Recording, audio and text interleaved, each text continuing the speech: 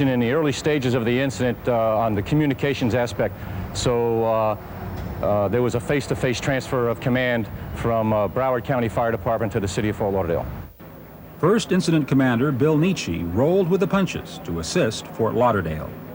At that time, I closed down my center and reported to their command post to offer assistance and become liaison between county units in Fort Lauderdale.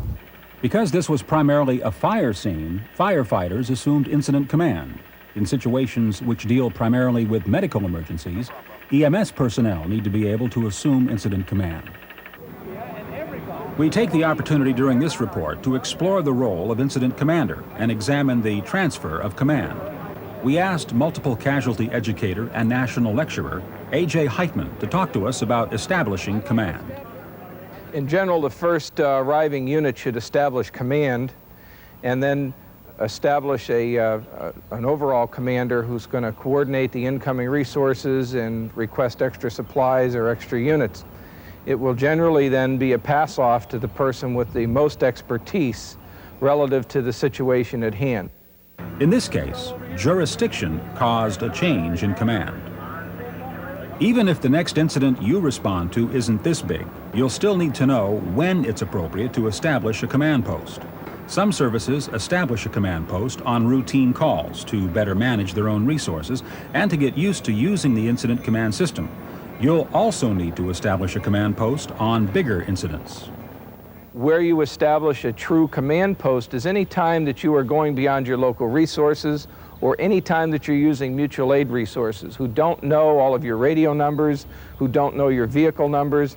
They need to just come close to that scene and request instructions from command. So the command post is a physical location where interagency coordination can occur. Battalion 202 to command, give me a report now. Shortly after the change of command, Assistant Chief Craig Otten of Broward County offered his assistance at the command post. When I arrived on the scene, Fort Lauderdale's battalion chief was the incident commander.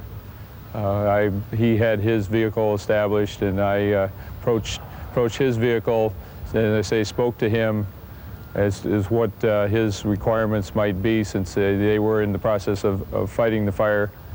And his concern at that time were for the people that were on the train and their location, number of injuries, and his support as far as a medical and treatment center. The search of the train wreckage revealed that 3 of the train cars had been damaged, 1 completely gutted. But the Amtrak passengers were nowhere to be found. Didn't really have any idea where the passengers from the train had gone to. I knew they had to be somewhere in close proximity to the incident. We initiated a first floor sweep of the hotel adjacent to the incident.